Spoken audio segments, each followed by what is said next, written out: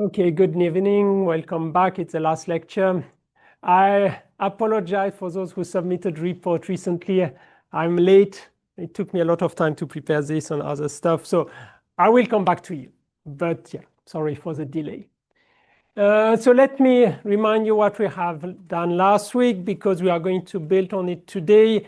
We started defining and study what is a cellular automaton. So we need a few definitions. So I'm going to call, we are only going to work on cellular automata on Zn, but the theory is a bit more general. So I will just use the notation gamma for Zn, but as I mentioned, it can be something more general. It's called the grid. Then one point on gamma is called either a vertex or a cell. We have the action, and this is useful, of translation. So if you take one point in gamma, you can translate it by x. So it's if you think about it, it's a function, it's an action from gamma to gamma. It takes a y and it translates it to x plus y. There is a reason why we introduce this notation. And then we can define a metric on Zn. Of course, we could do the Euclidean metric, but it's not very natural because the Euclidean metric is more for Rn. So we define this metric, which is d1. You take the distance between x and y, 2 points on Zn, is the sum of the absolute value of xj minus yj for j between 1 and n. And it's just a different metric. So this is what we put on Zn. We have a metric on Zn. Then we need an alphabet. An alphabet is just a set of n elements, n bigger than 1, but smaller than infinity. It's a finite set. In the notes, I sometimes use colors, or you can use just 0 and 1 or ABC. It's just a set with n elements. Then we define this, what is called the state space is a set of all functions from gamma to A. And I've done a picture in one dimension. So if you consider Z, and if the alphabet, let's say, has 3 letters, A, B, C, it means at every point on Z, you put a letter, for example, A, B, A, C, and so on. So a function from gamma to A is simply a function which associates to any element of the grid, here Z, an element of the alphabet. So this is called the state space. So this is a set of all such functions. And one function is just called a state. And we observe that we can shift such a function. You can move this function by x. So you have also action of translation on these functions.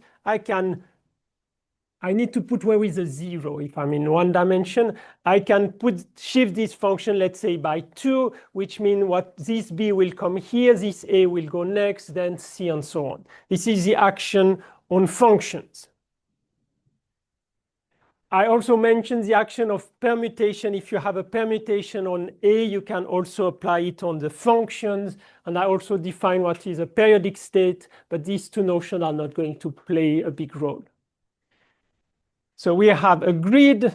We have this notion of state. We need one more thing. It's a neighborhood of the point 0. This is a 0 in gamma, so the 0 in ZD or Zn.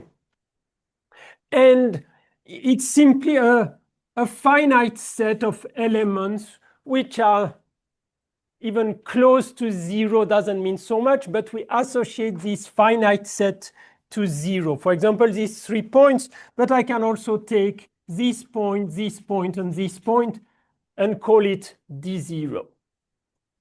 And then I define what is called the local rule. The local rule is like this. Let's take the yellow example because this is often the one we take.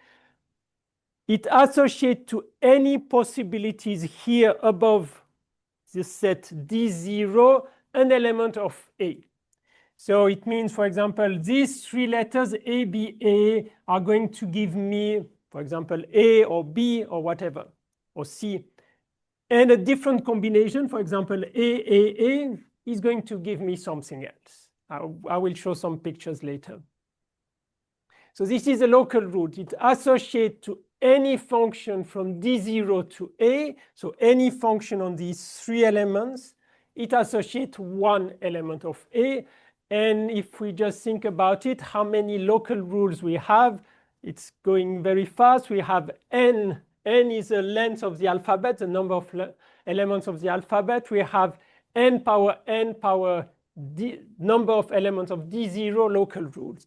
And one example, which is quite famous because a lot of people work on it, takes only 0 and 1, so only two letters.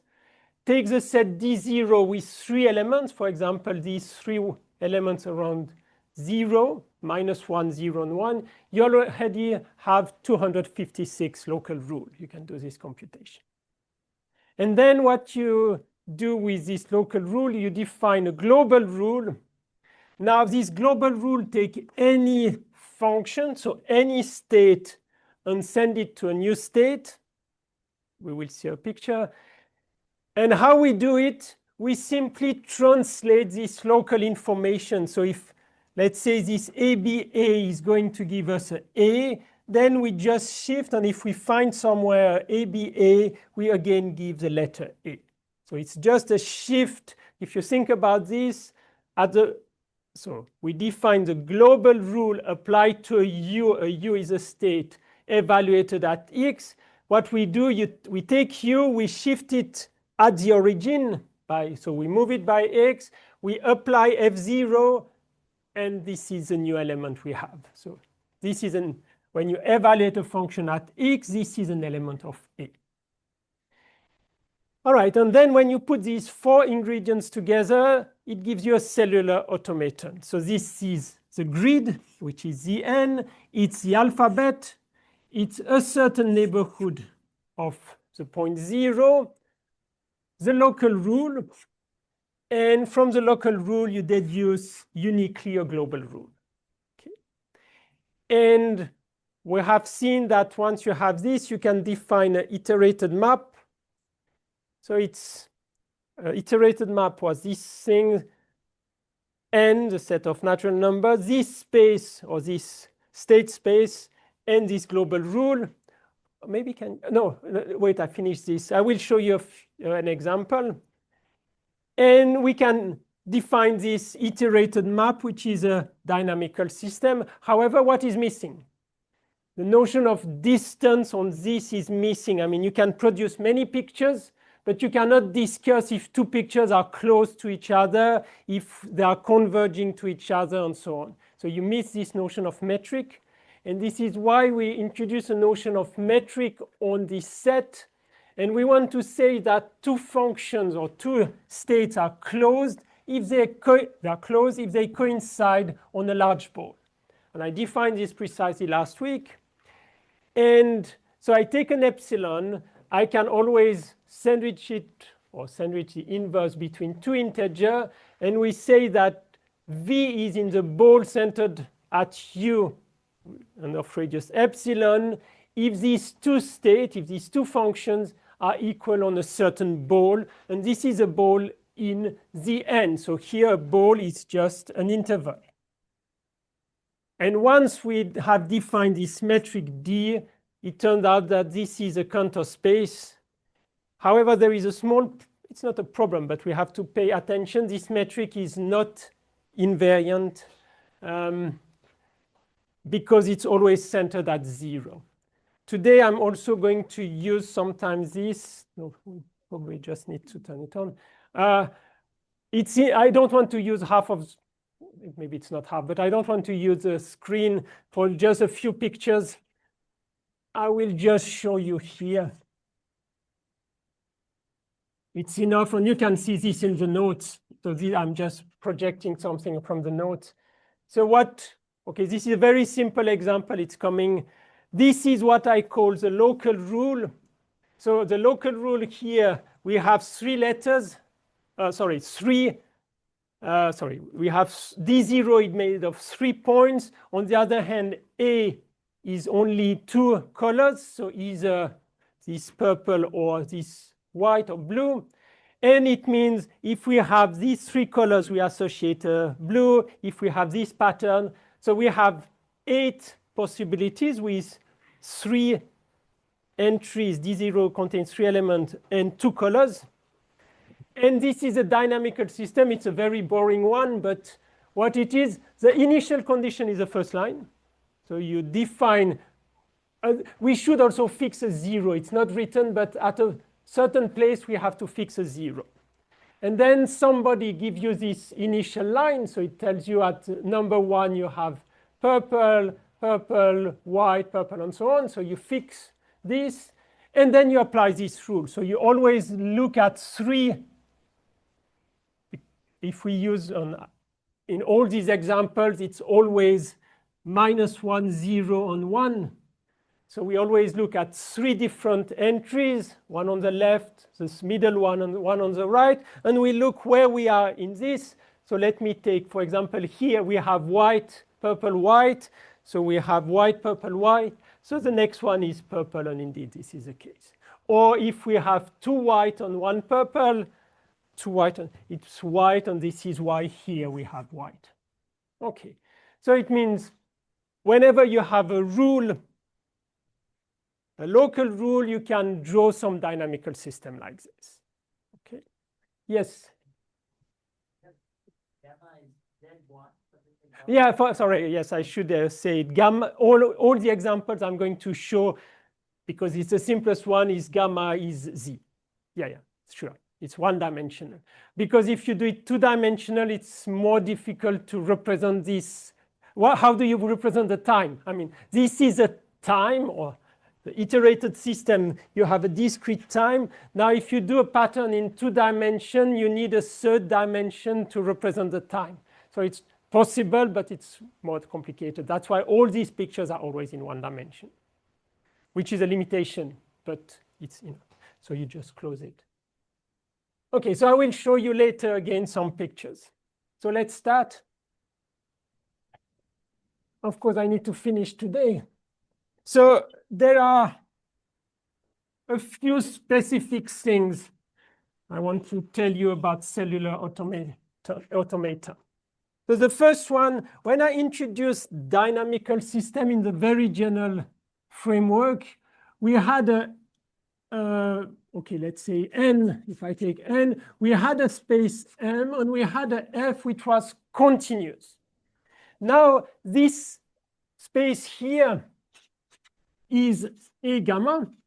This is what is written here. So I need to check that the F, which is this global rule, is continuous. Otherwise, I'm not in the framework I introduced before. But it turns out that this is indeed the case. It's a lemma, or a proposition.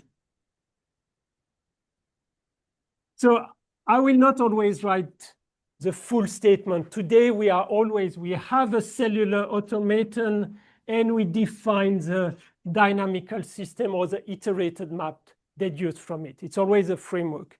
So it's given this cellular automaton, gamma A, a D0, and a local rule, and it means it's uniquely defined F, then this function F, which was defined here from A gamma, so it takes any state and send it to any state.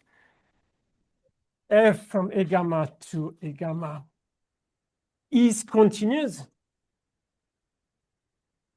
But if you think about it, it's more complicated than the notion of continuity you see in analysis, because this space is much bigger than just Rn that you do in calculus 2. And the metric D I have sketched or introduced last time is a bit more complicated. But still, it can be checked that it's continuous. And why is it continuous? Just to give you a feeling, if I give you a state, so a state is a function on, let's say, 0, 1, 1, 0, 0, 0, 1, blah, blah, blah. So it's a function on Z. A state which is close to this one, so which is at a distance epsilon, has to, so I produce another one, has to be equal on a large, again, I need to fix the 0. because, as I said, it's not translation invariant, so I have to say where is 0. So if we have this state, one which is closed can differ at a certain distance. This is what was there. After distance 1 over L, they can be different. Oh no, if I give an epsilon, it gives me for how long they have to be equal. But then on this part, they can be arbitrary. If you think about it, this one, for example, can be only made of 0, 0, 0. The other one can be made only of 1, 1, 1. If on this part they coincide, it doesn't matter what they do later. And this is why this notion of continuity is satisfied. If you write the detail, you will see that what happens far away from the origin doesn't matter. And you can keep the continuity. You need to work a little bit, but I'm trying to give you an idea why it's correct. This is the two states coincide on a ball, then they can be arbitrary, and the rule F is still something local. So what happens here is not going to affect this very quickly. So that's if somebody I send a message, if somebody wants to do a report on this section, and I encourage you because they are not so difficult, but you need to think a little bit, then I'm ready to expand the deadline because it's the last chapter. So if somebody works on chapter 8, the deadline is much more flexible. I don't want to see a new report on chapter 1 or 2. We are far away from chapter 1 or 2. Okay, so with this proposition, we know that F is continuous, which means we are in the framework of the general theory we introduced. And in fact, there is a deep theorem which says that if F is continuous, I just mentioned it, if F is continuous and satisfy this relation,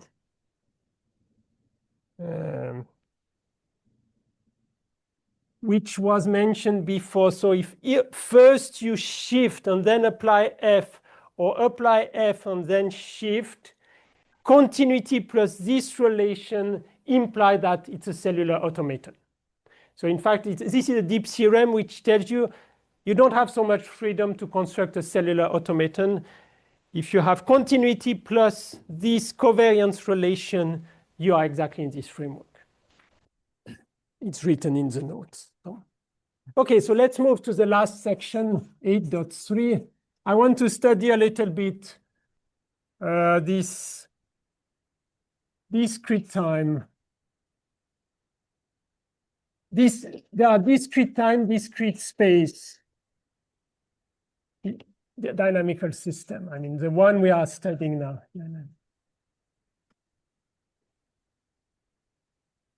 The space is discrete, we are on the grid, and the time is discrete. So the framework is always, we have this, and today I will use CA for cellular automaton. So we have a cellular automaton, which is gamma A, D0 and F0. And this gives us this dynamical system N, A gamma, and F. So this is always the framework. A few remarks. When we were discussing the origin framework, we were in Rn. A fixed point was a point which did not move under the evolution. So now, a stationary point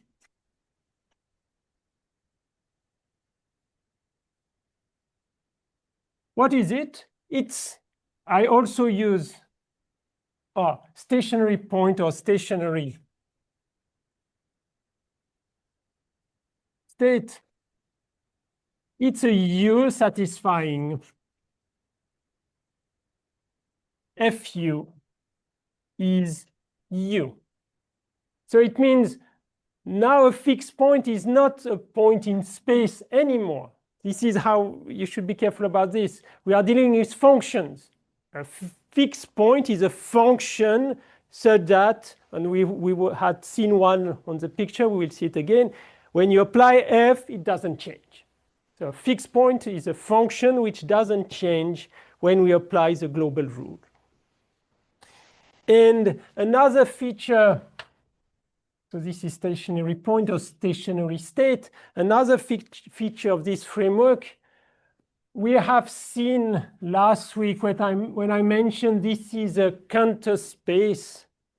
It turned out that this, okay, it's a bit more specialized, but we know that for Cantor space, it's compact. I cannot explain again what it is, but it means in particular no infinity. Don't worry about this sentence, it's not very vague. But in Rn, we have this feeling that one point can go to infinity. When we deal with this framework, it doesn't mean anything infinity because the largest ball is of radius 1. So the infinity is at distance 1 in a sense. It's simply the way we construct these kind of things. So escaping to infinity for a state doesn't mean anything. So it's a difference between this framework and what we have in mind for Rn. So just be careful about this. And as I already said, a perturbation, so if it's good to repeat it, if I consider one state, let's say I consider the state made only of one, it's a very particular one, very special one. A small perturbation of this one, sometimes this is just called 1 bar if you take the state made only of 1. A small perturbation can be very different because and I continue with 0 everywhere and 0 everywhere. Quite surprisingly, this is a small perturbation if I take this big enough. So if they coincide on a long interval, and this interval is of the size essentially 1 over epsilon, or 2 over epsilon. So even if you take epsilon very small, it means this number is big. So if you have an interval of length 2 over epsilon centered at 0, then these two states differ only by epsilon, even though they differ quite a lot, but the difference is at infinity. So it's good to have this feeling in mind. What is important is what is on a finite set. What is away can be small, even if they are very different. Okay. So this is if you have this in mind, these three things, what means a stationary point, what that compact means the biggest ball is 1, so we do not go to infinity, and that the notion of small perturbation is a perturbation which takes place far away from 0, but it doesn't mean that here they are very similar. No, they can be completely different. Yes? Specify every single grid. Doesn't the first state also have zeros around it? So I said, I just took an example. I took the one with 1 everywhere. Of course, this is just one of them. This is just one function. You have also a very specific one. By the way, here I choose the alphabet made only of 0 and 1. This is quite standard. If you have 2 letters, you only use 0 and 1. I can use the 0, 1, 0, 1, 0, 1. It's also a specific one, but I can choose any other one. But I'm saying if I want to do a perturbation, as long as 2 things coincide on an interval of size about 2 over epsilon, then with the metric I have defined, they are at a distance only of epsilon. So they differ only by epsilon. That's what I wanted to say. Yeah. Given initial condition, the system always approach. Yeah. This is not true at all. Be careful about this. And let me precisely give one result in this, which is, it's a bit surprising. So I am exactly in this framework. And the theorem is there exists at most one, so we have to be very careful, one asymptotically stable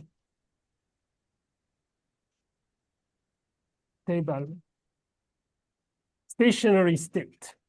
So I will explain what it means. And if so if it exists, and if so, this state is constant. What do I mean by constant? I mean that u of, okay, you cannot read if I write it here.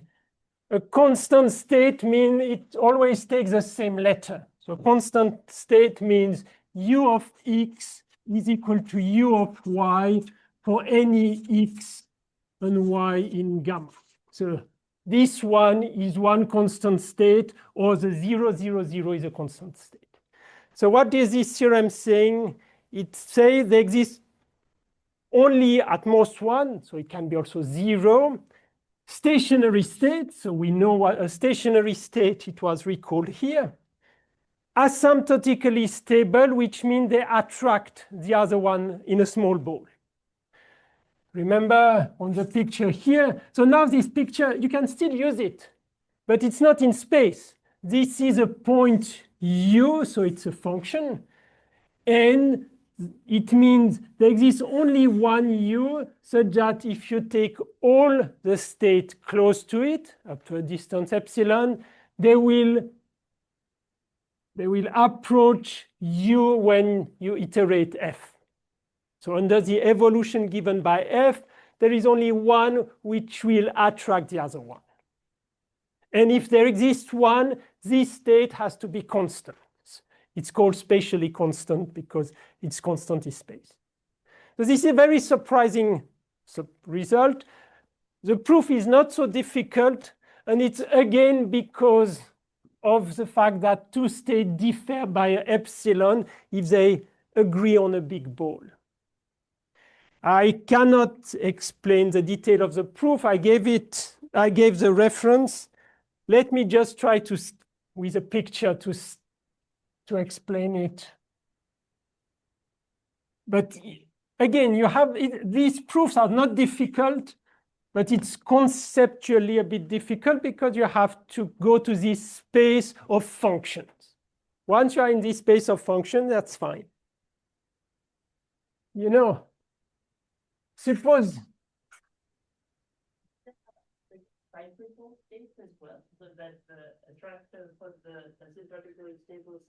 no, it's a corollary. Oh, I didn't mention it in my note, but it's written in the lecture notes.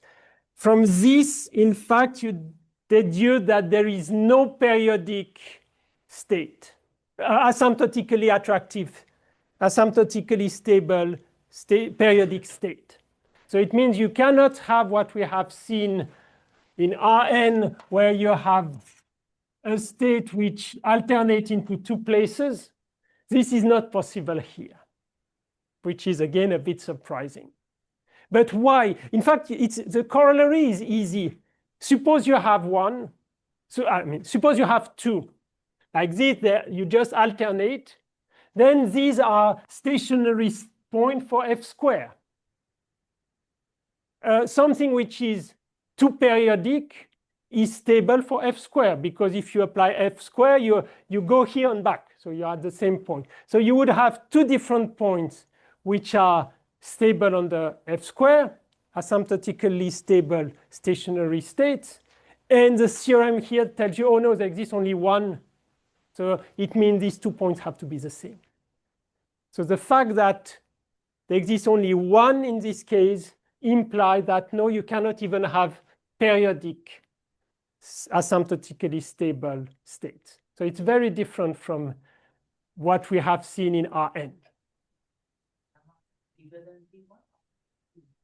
No, this is what here it's for any gamma. It's even more general than the gamma equal to Rn. No, this is more general. And yeah, how you prove it? So the observation for the proof, let me just state one sentence observation. If U is asymptotically stable,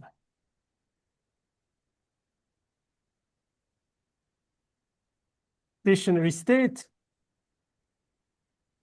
you can move it. Then U of dot minus x, so it means again it's a function, but you can shift this function. This one is also asymptotically stable stationary state. So think about it, you are tracked, but if you move, because the F is translation invariant, you can do the same. So you have 2 points which have the same property. And then you can construct one function which converges to both. And if the function converges to both, because it converges only to one state, it means it converges to the two functions, so they have to be equal. It's a bit surprising, but it works. You need to work a little bit. Okay, so but we have this result. There exists at most one attractive, so asymptotically stable stationary state. And this is mainly due to the fact that two states are different by epsilon if they coincide on a ball of size 2 over epsilon and can differ completely otherwise. Okay. What about chaos? So I remind you, we define chaotic iterated system with two conditions. So there was a definition in the chaotic iterated map, or iterated, yeah, map. The two conditions were, it was implied if it is topologically transitive,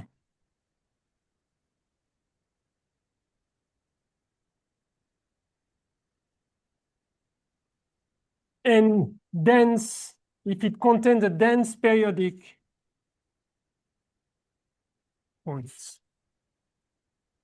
Be careful, there is no contradiction with what I said just before about periodic points. Here I was saying they are attractive. A periodic point or a periodic function can exist. You can write a periodic function. It doesn't mean it attracts anything. And in fact, it cannot attract anything because otherwise there would be a contradiction. But you can have a periodic function, of course. Okay. So these are the two ingredients for chaotic. If you have these two ingredients, I also remind you, it implies sensitivity to initial condition. I will come back to this later.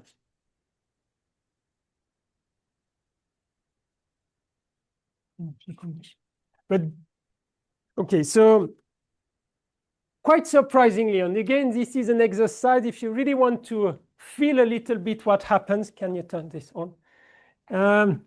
The shift map in one dimension is chaotic. So yeah, this is a correct picture. This shift map, so what it is, it's left shift. So it's with an alphabet of 3 colors. Again, the first line is the initial condition, which is random. The first line is completely random. You take the 3 colors randomly. And then the shift means what you have in one cell, at the next time, you move it to the left. And this is why you have these lines, diagonal lines, because you just move. So remember, this is a time, or it's F, so we apply Fm, so this is M. We simply shift.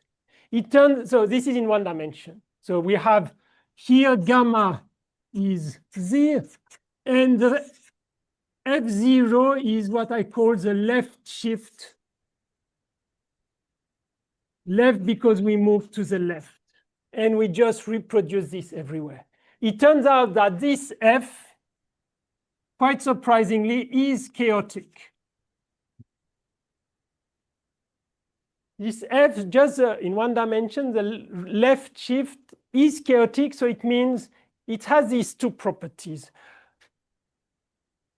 Topologically transitive, you need just to work a little bit, and I gave the reference to the proof. But periodic points, it's easy to see. And this is what I want to emphasize. Why periodic points are dense in the set of all states. Take any state.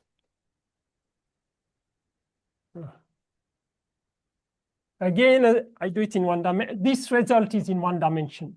The chaotic of this shift is one dimension. Take any function. I go to two letters, 1, 1, 1. And take an epsilon. Periodic dense means you can approximate this by a periodic element up to an error of size epsilon. Okay, always we have the 0 somewhere. No problem. Take an interval of size about 2 over epsilon. I write about 2 over epsilon. Maybe it's +1, but this doesn't really matter. It's the size is about 2 over epsilon. Take this. So this pattern on a ball of size 2 over epsilon and repeat it. Now you take this, and so I put a star, and I repeat it here. And I repeat it here. This state, the yellow one, is periodic because it's periodic. And so, please, it has to be periodic with respect to the F, but the F is precisely the shift. So if I shift this by enough period, I'm here, by here. So it's periodic with respect to the function F. And it's at a distance epsilon from this initial one, which was arbitrary, because they coincide on a ball of size 2 over epsilon. So I have shown with this picture that the set of periodic states in our framework now, a point is a state. The set of periodic states is dense for this left shift. And you need to work a little bit more to show that it's topologically transitive, but you can see that even if it looks very regular, in fact, it's mixing what is coming from the far away from the right. So this is how you show that it's topologically transitive. Okay. Dense mean take any, this is an arbitrary u in a gamma, an arbitrary function. I can approximate, so I can, here it means there exists a V periodic with respect to F, but in this case it's just a sieve, so that the distance between U and V is smaller than a given epsilon. For any epsilon, you can find, so for any epsilon, for any U, for any epsilon, you can find a V periodic so that it's at a distance epsilon of U. This is a notion of, periodic means F, let me say N, it's N periodic if it's V, which is periodic, is V. This is the periodicity with respect to this function. It has to be true for any epsilon.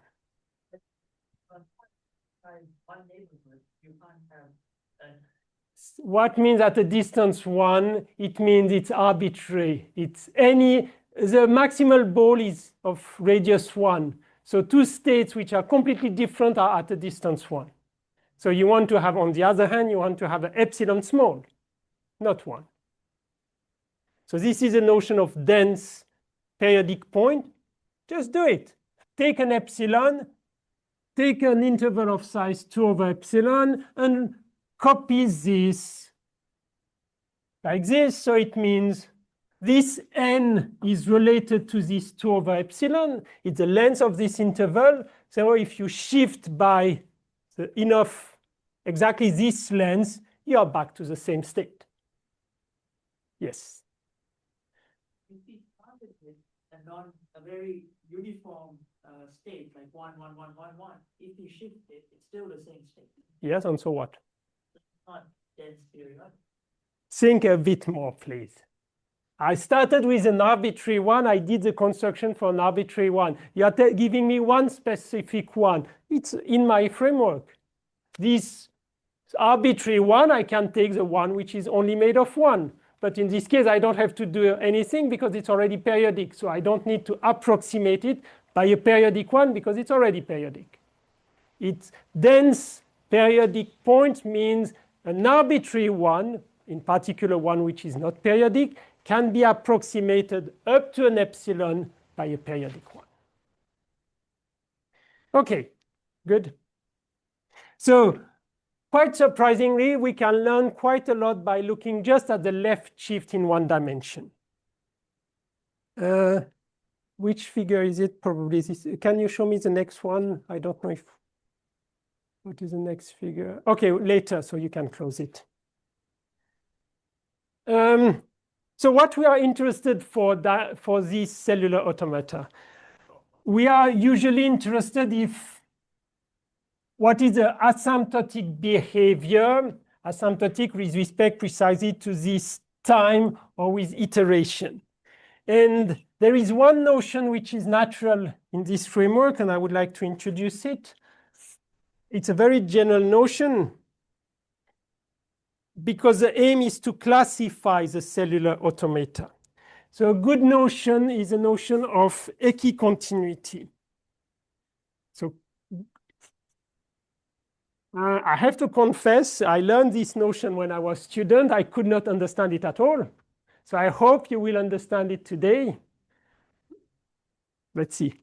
But it's a very natural, you will see it's a very natural notion. If you understand continuity in calculus 1, you can do it.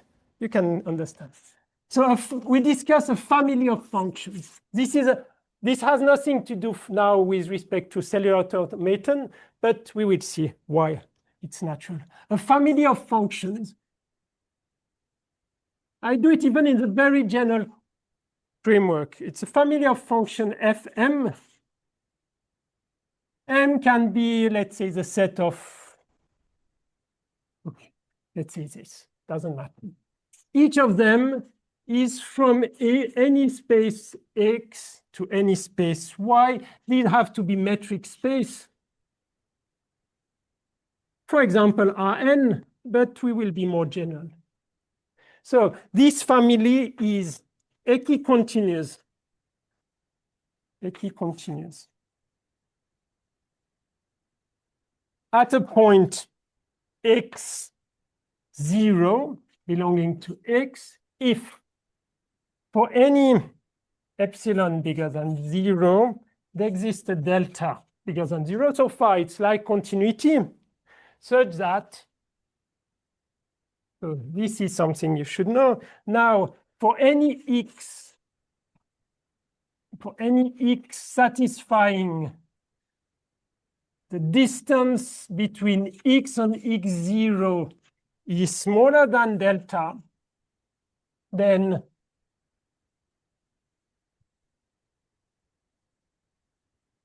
the distance between fm of x and fm of x0 is smaller than x.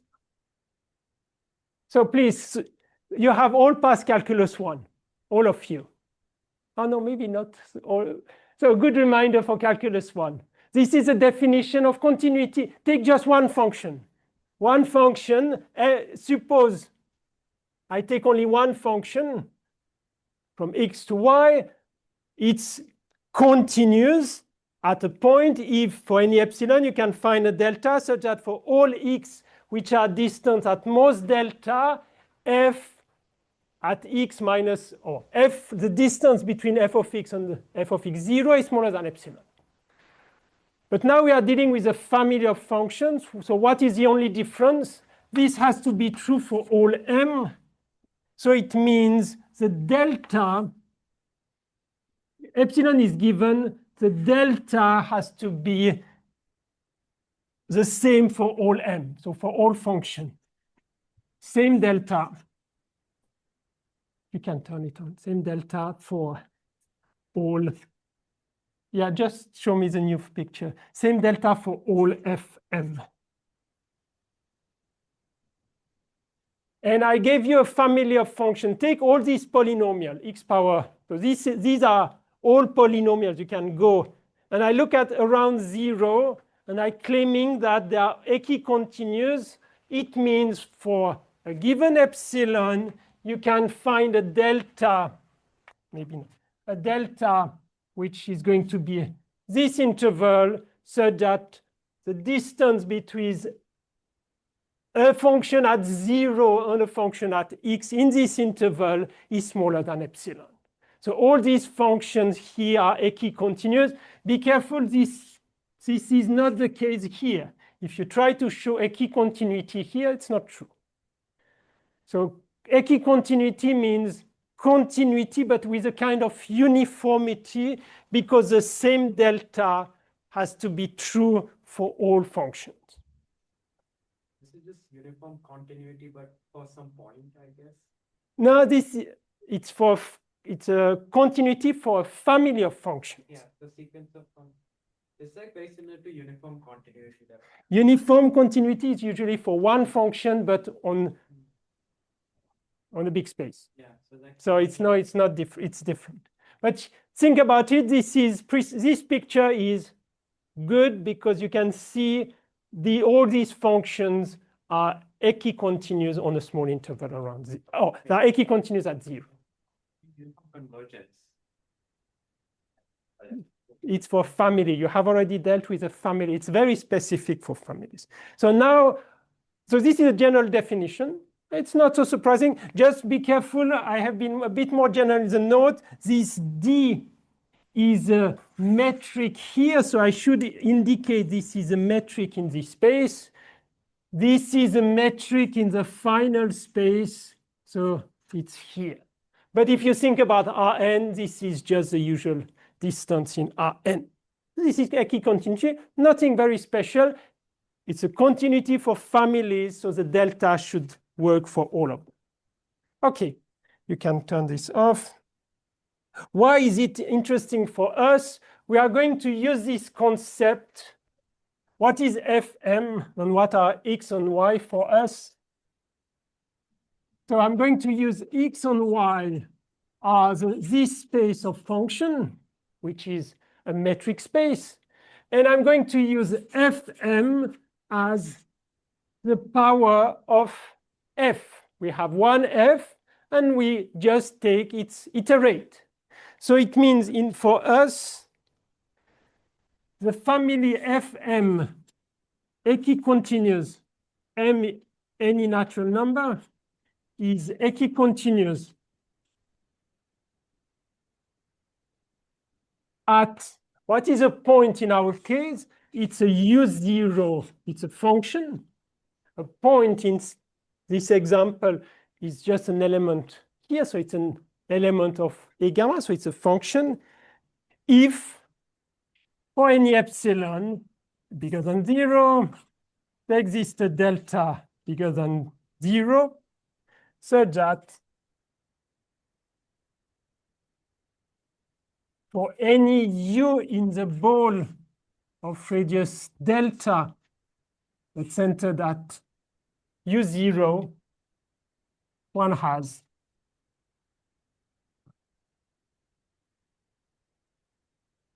so I'm just rewriting this definition in our framework. One has the distance between Fm of u and Fm of u0 smaller or equal, I just put smaller than epsilon. So I have just rephrased this general definition of equicontinuity for our framework. And you know, this is very natural. This is a very, first it's something related to U0. So in our space, this is my space A gamma. We have a point U0. We apply F. I present curves, but in fact, I should represent points because we iterate M. But just to follow the point, it's easier just to draw a curve. But in fact, we are dealing with points. So these are Fm of U0. And what is this saying? What is this notion of equicontinuity? It says if you take anybody in a small ball of radius delta, when they evolve, they will stay at a distance at most epsilon. This is epsilon. This is how you should understand this statement. So this is a very strong regularity. This equicontinuity means for some U0, if you act with M, with F power M, and you take any U close to U0, then they will just stay close to each other because the distance is, it's here, the distance stay up to a certain epsilon.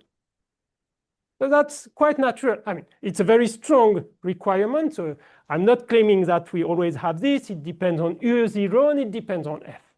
But I have defined what means this family is equicontinuous at a U0. And now for given F, so I can now give a definition of a family of equicontinuous points. So I define, we set X for equicontinuity F. This is a set of points U so that this family is equicontinuous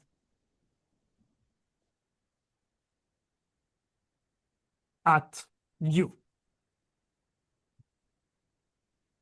So I take all points which satisfy this. Okay. Maybe we have other points here which satisfy the same condition. So this point has a very regular point under the evolution because anybody in a neighborhood will stay close to the. Sorry? Okay, if you don't like U, you can put U not. No, it's a set of all U which satisfy a certain condition, so there should be no U here. It's all points which satisfy a certain condition. No. Okay, so you understand equicontinuity, nothing special. Okay, so I'm claiming, oh no, there is one more definition. As I said, these are the most regular points. Now I would like to have the worst point. The point such that when I take at any distance, they will evolve like this. I would like to consider points such that no matter how close you start with, you will diverge. The distance will diverge, which is exactly the opposite of what we have seen, because what we have just seen is they stay close to each other. Now I want the opposite. So let me define one more notion, and then we will classify all cellular automaton. Of course, if you have any question, in addition to the question of Hevido, you can ask them. So the second definition is F is expanding, or it's also called or positively expansive, but I will use the first one. It's expanding if there exists a delta bigger than 0 such that for any U and V states, they should not be equal. It's annoying because for a few minutes it's very warm, then it's cold. If it is too warm, I just turn off.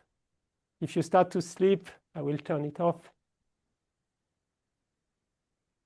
Of course, I take 2 points, arbitrary but not equal. Then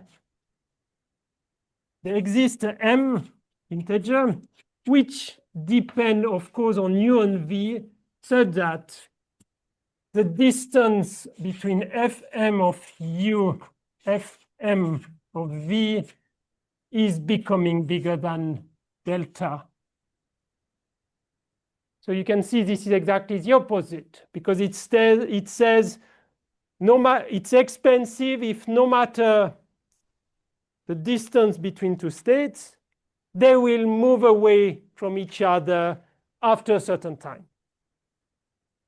Okay.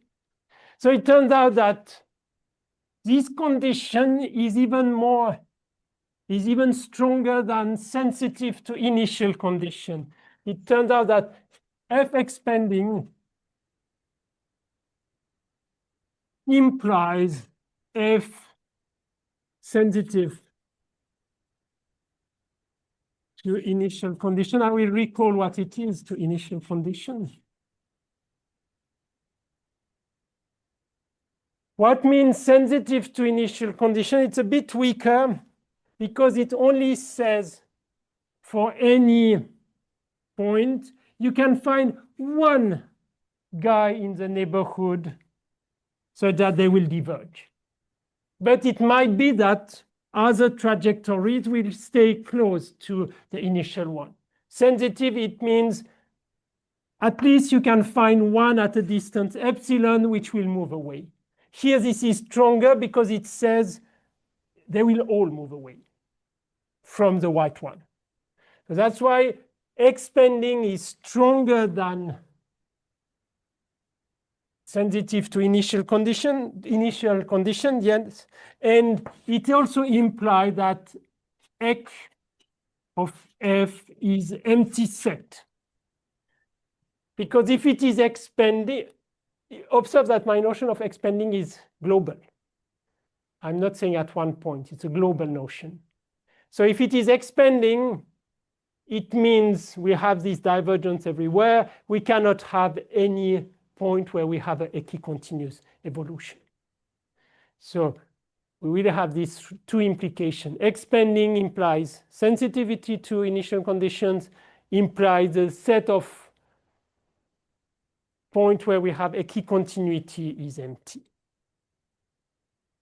Okay, so if we have this in mind, we can classify all cellular automaton.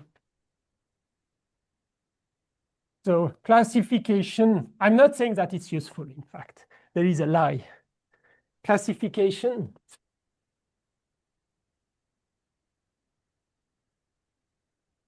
of all cellular automaton. Automata.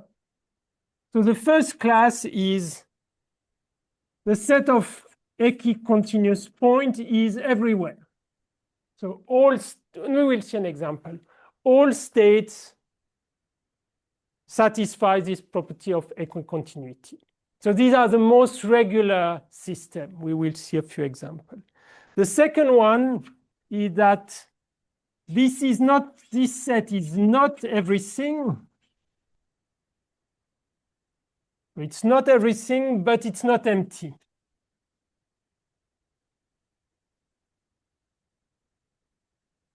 So what does it mean? It means we have some point where we have equicontinuity, but some are not. Some points are not. So clearly these two sets are different. There is no intersection. The third one is this set of equicontinuous points is empty, but F not expanding. It's a kind of intermediate regime. It means you have no points of equicontinuity, but you are not in this regime where everything expands very fast. And of course, the number 4 is F expanding. And observe that we cover all of them. Because if we are expanding, it means this set of equicontinuous points is empty. This is what is written. So we cover all of them. So it means all cellular automata can be classified according to this. And of course, depending on the class they belong to, they have slightly different properties. However, why it's a lie is because if I give you one cellular automata which is not so simple, it's very difficult to know in which class you are. So in one dimension, it's possible. In one dimension, you remember, if we take D0 of size 3, we have only 256 local rules. So it means with A contains only 2. So of course, it's restrictive. But still, this is the most common cellular automata we consider in one dimension. So we have only a finite number of them. So it's possible to know exactly in which family they are. It's not easy, but it's possible. Now, if you go in higher dimension, probably it's on a given example, it's probably very difficult to check where you are, which class. Okay. But at least we have a possible classification. And so now for a few minutes, I will just show you some example. Yeah, you can turn this on. I will show you a few examples.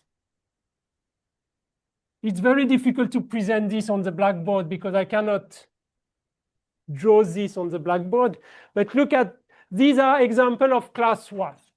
So class 1 means, it's written here, the set of equicontinuous points is everything. So all functions have this property of equicontinuity. Why these are very simple? Because I'm claiming that for this example, D0 is only the point 0. So it means the next step depends only on what is above a point. And indeed, the first one means no matter which color you associate the white, and then once you are white, you continue with white. The second one is black is becoming white, white is staying white, and purple is going purple. That's it. This is the local rule, but once you have it, here you just keep the same column. And here there is a kind of permutation. Black is red, becomes red, red it becomes white, and white becomes black. That's it. So these are very simple because they depend only on what is above the previous sign. And then there is a theorem which you can prove. If you want to work a little bit on this, check that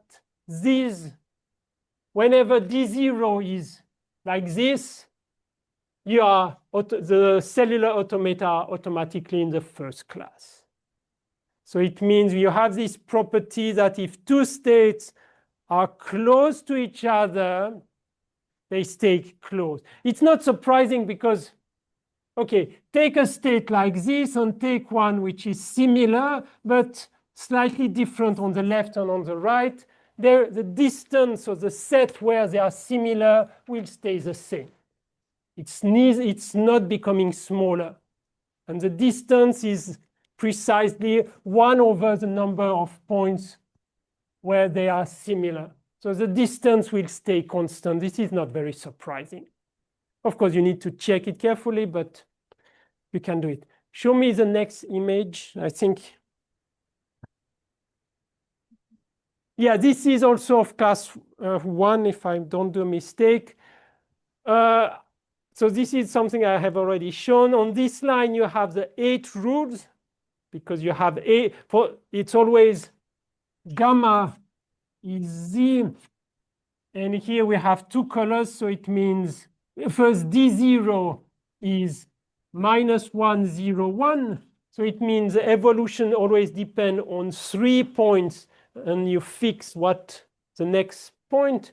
So this is -1, 0, 1, and this pattern fix what you have at the next step at 0. And A is here only 2 colors.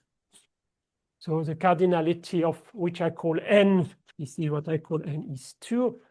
It's a bit more complicated than the previous example, but nevertheless, you can see that there is no communication of what happens here and what happens here. It doesn't impact this evolution. So if you have two states which are the same on the first line, and no matter what is here, no matter what is there, they stay at the same distance.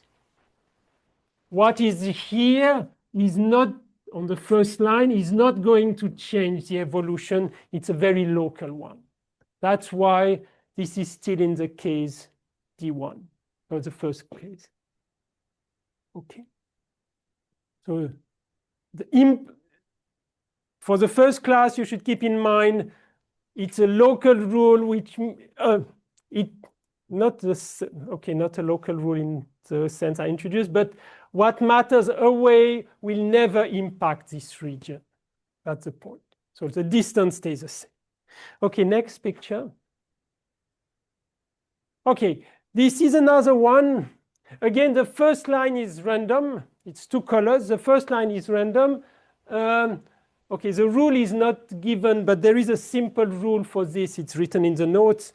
So you can find out what is the rule, how you end up with these colors. So you might say, oh, in this case, it seems that we are evolving to a stationary state which is attractive because, look, it seems that everything is becoming yellow, at least when we look at this. But this is not true. So if we look, this is just one initial condition. You cannot deduce anything just on one because it's one state which seems to evolve to the constant one. But now if you look at the next one, yeah, again, this is 1, 1, 1, 1, 1, 0, 0, 0, 1, 1, 1, 1, 1. It evolved like this, according to this rule. This one, which is 0, 0, 0, 1, 1, 1, 1, 0, 0, it evolved like this. But here you can see, we don't have equicontinuity. Let me show you that we don't have equicontinuity for all states. So this is going to be of class 2. Because look, if I take this state, so white is red or brown. No, I have no brown. So suppose I take this state, which is completely brown. Of course, it will become brown everywhere. I need to fix 0. Now I take a state which is this, very far away. There is one white point, and it can be arbitrary. Here, it doesn't matter. I can decide. But already one white point. So I do a small perturbation. It's a small perturbation because, let's say, this is at a distance 1 over epsilon. So I make this at a distance 1 over epsilon. But now if we think about it, how it's going to evolve, it's going to evolve like this. But this will become white. This will become white for sure. Here it doesn't really matter. And you can see, these two states were at a distance epsilon. But now when we reach this point, what is the distance between this red one and this one? It's at a distance 1. Because they will differ at the origin. And I told you last week, when they differ at the origin, it means they're at a distance 1. So it means I did a very small perturbation, but if I wait long enough, this one is always red, so it doesn't matter. But this one will have suddenly a white one. In fact, here it's white. So the distance between this line, this is F or Fm of the 1 bar made all of 1, and this is Fm of this guy, a small perturbation. They are evolving to the distance is becoming 1. So it means this is not at all equicontinuous because the distance is becoming large. So we are, in this case, many points like we have seen before are equicontinuous, but there are also points which are not equicontinuous. So this is a second case. Okay. Any question? The drawing, you must have a finite number of starting blocks, right? But Z can continue on to infinity. Can there be states that are like infinitely like long? Yeah. That is effect- They are, of course, I cannot draw something infinitely long, but Yes. all the pictures I do, they go up to minus infinity to infinity. Yeah, these are functions from minus infinity, defined from minus infinity to plus infinity. Yes. There's a small position really far away. But after enough time, in fact, what is m? M is probably the inverse of 1 over epsilon again. But if I wait long enough, they will be at a distance 1. Okay, we'll move to the next one. There are other examples. Okay, this is just one rule, but okay, this is not so interesting. All right, this is also an example which I think is of class 2. I think so. 0 is attractive. Look, whenever you have at least one 0, it's propagate. And so 0 is an attractive point. It's an attractive stable point. We have 3 colors. So A is 3. 0 is attractive. But you can already see if we are far away from the 0, look at the next picture, still the same rule. But now I don't have any 0. I stay with 2 colors. It's much more complicated. So we are again in this case of 2. Some points are equicontinuous, but others are not. And this is probably one state which is not where we don't have equicontinuity. So just to show you, so this is intermediate where some regularity, but other places it's less regular. And so what is the next one? Okay, again, this is a certain rule. And this rule, I think, yeah, it's also type 2. But then we have something, this is of type 3. And some are famous, so they have even some Wikipedia links. That's why I put some links. They often compare this with precisely this picture. I put in the notes these 256 there is a code. So you can find a F, this is F30. You can, with this 30, it's possible to find the rule. So show me just the previous part, just move a little bit. I think this is F30, right? So with just this information 30, there is a dictionary. From 30, you can find this. I put the link. There is a way to recover. This is of type 3. So it means, I think it's of type 3. Yeah, I think so. It means we can show that there is no point of regularity, but it's not expanding. You have to work a little bit. I cannot do it here. You need to show that the property of expanding is not true. It doesn't happen. But yeah, I cannot do it. You need to work a little bit. And there is one example of 4. Okay, this is another one also of class 3, which is, I don't think it's so interesting, but okay. We skip it.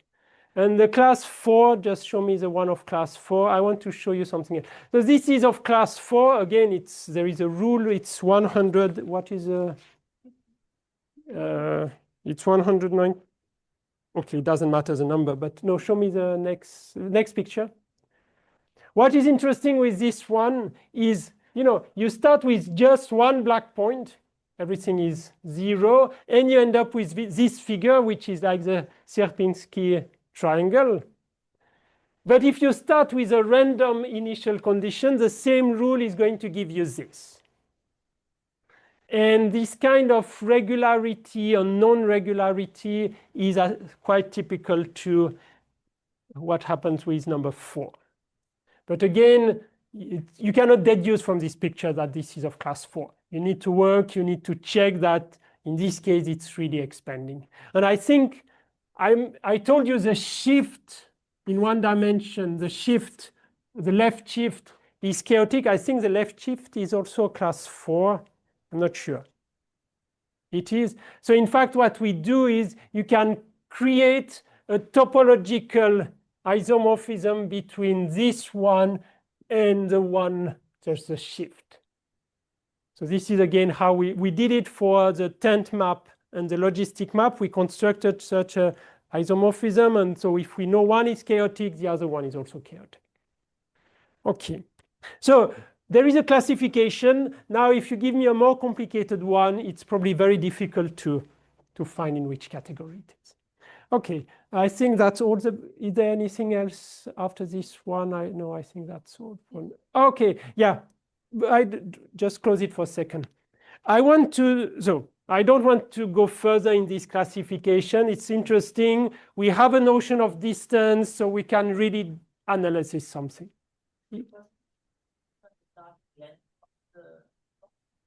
No, this classification depends. It's an initial condition, but this is a classification which only depends on F. Finite starting length, right? Can we use the same classification given that we have a finite starting length? It's an initial condition. The classification does not depend on the initial condition. Of course, you are right, there is a problem with all finite pictures. If I give you only a finite interval, you have some problems because when you compute the next line, you need the information which is here. So quite often people, for such an image, do a periodic condition. So it means for this one, they take this one. So they cheat a little bit, but because you need to decide something. So you need to decide something. So you pick the one here. And at the next stage, the one missing here, you pick the one here. But it's just for the picture.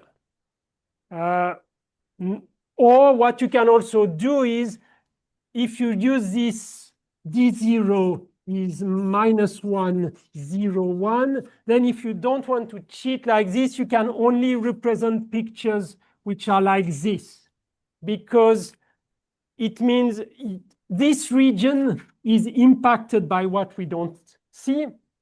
So you cannot, if you don't want to cheat, you cannot know what happens here. The only thing you can be fully sure is this region, but it's decreasing because this triangle depends only on what is here. So then you don't need to cheat. But you reduce the information, which means after a certain point, this information is not enough for telling you what happens here. And of course, if you take a D0, which let's say is bigger, 2, 3, then it's going to be reduced even further, much faster. Because here already you need additional information on the right to say what happens here. So depending on the length of, or exactly as a property of this one, if you don't want to cheat, that's why they're mixing very fast. It's because even though this is a local rule, what happened at the next stage here depends on what is already outside of this. Okay. Let me introduce the last topic because it's a bit surprising. It's called the Garden of Eden theorem. I hope you all know what is the Garden of Eden. Otherwise, you need to open Wikipedia. Yeah, okay. What is this theorem? It tells you that for cellular automata,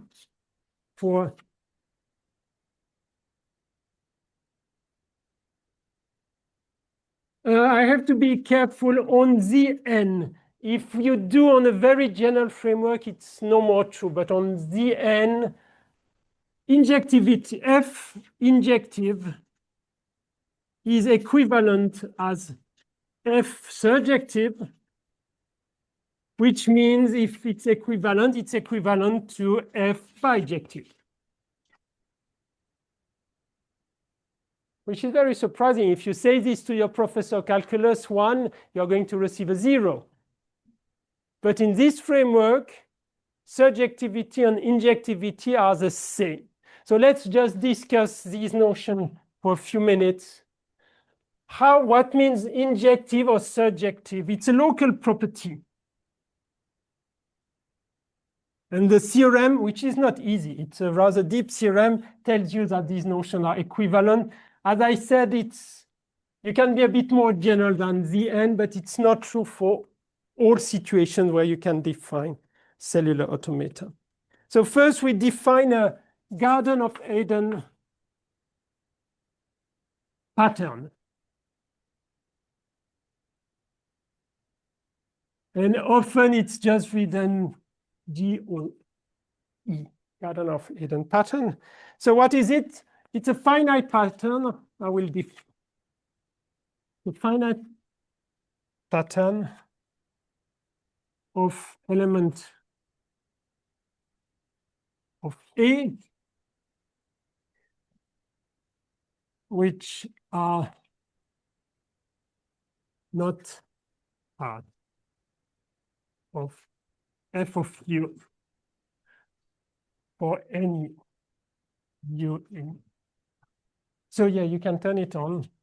So what does it mean? First, a pattern, I have not really defined it, but in one dimension you can, or in fact in Zn, a pattern is just a finite part. So for example, on this example here, can you tell me what is a pattern? Maybe just one more line. Show me the next line. No, the next one. Yeah, but it's too big. 101. Okay. So here the pattern in this example is 101. The claim is, except, no, I should put it here below, 101. The claim is Garden of Eden pattern is one pattern. Here it's 101, which is not the image of any U. And here you need to work a little bit, but you can check with this local rule. You can never, the first line you can have a 101 because the first line is your initial condition. So you can decide to have 101. But as soon as you apply F, you will never have a 101 on this second or third or fourth line. In fact, you can just look at the first line. And it's rather easy to check here. With these rules, you can never create a 101. So this is a definition of a Garden of Eden pattern. Of course, it depends on F. So it depends on the local rule, and F is the global rule, but it's deduced from the local one. It's a pattern which cannot be part of any image. So it can never happen on the first line. No, on the second line. The first one is the initial condition. You can choose whatever you want. So it means the 101 can only be here. That's why it's a Garden of Eden. It's something which can only be at the very beginning, but never after. That's the notion. And you can easily, yes, this is related to surjectivity. So if, how did I wrote it? If there exists a Garden of Eden pattern, of course, it depends on F. If there exists, then F, then in fact, it's an equivalence. If there exists a Garden of Eden pattern is equivalent to F is not surjective. Because you will never reach anything which contains, in this example, a 101. So it's not surjective. You cannot come back. If you decide to have a 101 at the very beginning, you will never, on anything else, no matter what is here, you will never be able to reach this with this F. So it's a Garden of Eden, it cannot be surjective. So this is a right notion for understanding surjectivity. It's a pattern that you never see as an image. Now what about injective? Injective, it's a bit more complicated to see it, but we still have 5 minutes. So we need the notion of, I don't think there is no more picture, so you can close it. So we need we consider a subgraph. Oh, by the way, I did a picture in 1 dimension, but if now you are 2 dimension, you can have also some pattern. Take a subset like this, put some numbers, and this is also a pattern, and it's a Garden of Eden pattern if you cannot get this as the image of F, so it's not only 1 dimension. So now I consider a subgraph, so precisely a subset of the graph. I call it small gamma. And 2 elements, U1 tilde, U2 tilde, which are function from gamma to A. So it means I take this and I consider 2 functions which precisely put some numbers here on this pattern. And we say that these 2 are U1 tilde and U2 tilde are mutually, I find this expression a bit complicated, but they are called mutually erasable if there exists U1 and U2 2 functions, so 2 states, with the restriction of U1 on gamma is precisely U1 tilde. The restriction of U2 on gamma is U2 tilde. So it means you fix 2 guys and you say, oh, there exists somebody which contains these 2 guys, or 2 persons, and U1 outside of this small subpart is equal to U2 outside of this. So it means this U1 and U2 coincide outside. And finally, such that F of U1 is equal to F of U2. So think about it. They are called mutually erasable if the first one is contained in a U1, the second one is contained in a U2, but after F, you don't see the difference anymore. So clearly, this is the opposite of injectivity. So we have, you can easily deduce that whenever you have 2, if there exist 2 mutually erasable pattern,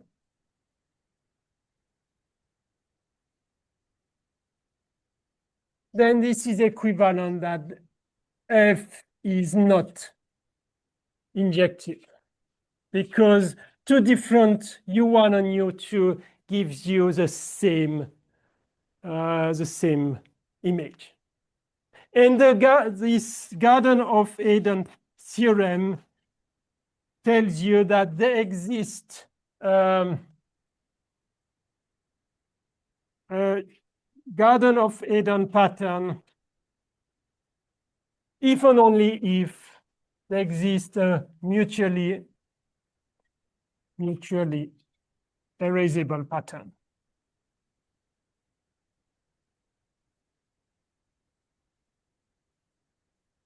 Okay, so once you have this equivalence, you deduce that it's injective if and only if it's surjective. That's it, which is a bit surprising. So you need to work a little bit, but yeah, it's a nice result in this framework. Okay, so I have almost finished. There is a famous example you probably know in 2 dimensions, and now you can understand it probably a bit better. It's called Conway's game of life. this Conway. Yeah. Conway. If you haven't seen Game of Life, if you haven't seen this, I put a link and you can play a little bit. Now the local rules are fixed, they are understandable, and then so it's in 2 dimensions. You start with an initial condition with some 1 and some 0, and you can see how it evolves, and it's quite famous. There is another application of all this in epidemiology. In fact, I have even worked a little bit on this, but there is one more ingredient in epidemiology, which I haven't introduced, is randomness. It means your F0, your local rule, when you apply it, it's not always the same. You add a factor which is random, which says you apply the same rule, but maybe not always. Sometimes you change it, or sometimes you don't apply it, or sometimes you do a mistake. So you need an additional thing which is random. And yeah, this is more for epidemiology, because if somebody has a disease, it will not automatically transfer it to the next person. You have some randomness which play a role. So these are called ergodic cellular automaton. And the good point is next semester, here we are going to speak about probability on ergodic system. So I do the link with next semester. So next semester, the SML is on probability, and there will be some ergodic things. Yes? Are there patterns that oscillate? So aren't these like periodic patterns? Probably, yes, they are, but there is no contradiction with what I said. They are not attractive. In fact, as soon as you do a small perturbation of this pattern, they just escape. Far away, and then patterns. Yeah, but remember, attractive, it has to be on all elements which are distance epsilon, and you can show that some of them will just destroy your initial thing. I know. The good point with mathematics is if the theorem is proved, you cannot disprove it by an example. It means you simply are not strong enough to consider your example in all cases.